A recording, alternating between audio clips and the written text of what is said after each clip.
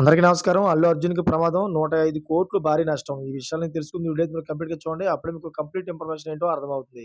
అదేవిధంగా చాలామంది వీడియో చూస్తున్నారు గానీ సబ్స్క్రైబ్ చేసుకోవడం మాత్రం మర్చిపోతున్నారు. దయచేసి సబ్స్క్రైబ్ చేసుకోండి. సబ్స్క్రైబ్ చేసుకోవడం వల్ల నేను చేసే ప్రతి ఒక్క అప్డేట్ మీరు ముందుగానే పొందగలుగుతారు. అదేవిధంగా చాలామంది లైక్ చేయడం మర్చిపోతున్నారు. దయచేసి లైక్ చేయండి. లైక్ చేయడం వల్ల ఈ ఇన్ఫర్మేషన్ అనేది మనం చాలా మందికి రీచ్ చేసిన వాళ్ళవుతాం. ఇంక లేట్ చేయకుండా వీడియోలోకెళ్ళిపోదాం. ఫ్రెండ్స్, తెలుగులో మొట్టమొదటి ఓటీటీ ప్లాట్‌ఫార్మ్‌గా ప్రారంభమైంది 'ఆహా' ఓటీటీ. అయితే ఐకాన్ స్టార్ అల్లు అర్జున్ తండ్రి, గీతా ఆర్ట్స్ అధినేత అల్లు అరవింద్ మరో ఇద్దరు భాగస్వాములతో కలిసి దీన్ని ప్రారంభించారు. మొదట్లో బాగా పేరు తెచ్చుకుంది. తెలుగులో మొదటి సంస్థ కావడంతో ఎన్నో కొత్త చిత్రాలను టెలికాస్ట్ చేయడంతో పాటు వెబ్ సిరీస్‌లు, ఇతర భాషలకు చెందిన సినిమాలను కూడా ప్రసారం చేశారు. ప్రధానంగా నందమూరి బాలకృష్ణ హోస్ట్‌గా చేసిన 'అన్‌స్టాపబుల్' షో 'ఆహా' ఓటీటీకి బాగా పేరు తీసుకురావడమే కాకుండా వినియోగదారుల సంఖ్యను కూడా బాగా పెరిగింది. అయితే కరోనా సమయంలో విపరీతమైన పాపులారిటీని పొందింది. దీనికి తోడు అల్లు అర్జున్ దీని కోసం ప్రచారం చేయడం కూడా కలిసి వచ్చింది.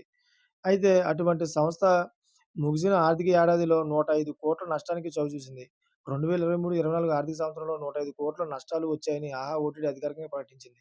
సంస్థలో ప్రసారం చేస్తున్న కార్యక్రమాల వల్ల ఆదాయం 133,00,00,000గా ఉందని, అలాగే ఇతరత్రా ఆదాయం 4,00,00,000 వచ్చిందని, మొత్తం కలిసి 137,00,00,000 ఆదాయం ఉన్నట్లు వెల్లడించింది. అయితే నిర్వహణ వ్యయం రోజురోజుకు పెరుగుతుందని, దీనివల్ల ఖర్చు పెరిగి 277,00,00,000కు చేరాయని తెలిపింది.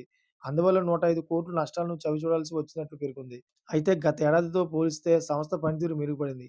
గత ఆర్థిక సంవత్సరానికన్నా ఈ ఆర్థిక సంవత్సరంలో అధిక ఆదాయం వచ్చింది. 2022, 23లో 102,00,00,000 ఉన్న ఆదాయం 2023, 24లో 137,00,00,000 అయింది.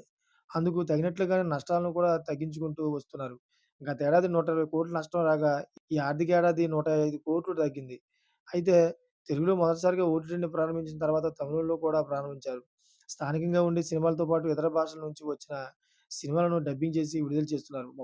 13% మేర నష్టాలను తగ్గించుకున్నామని, రానున్న ఆర్థిక ఏడాదిలో వీటిని మరింత తగ్గించుకునేలా కృషి చేస్తామని, భవిష్యత్తులో అత్యధిక ఆదాయాన్ని పెంచుకునేందుకు దృష్టి పెడతామని సంస్థ తెలిపింది. Thanks for watching friends.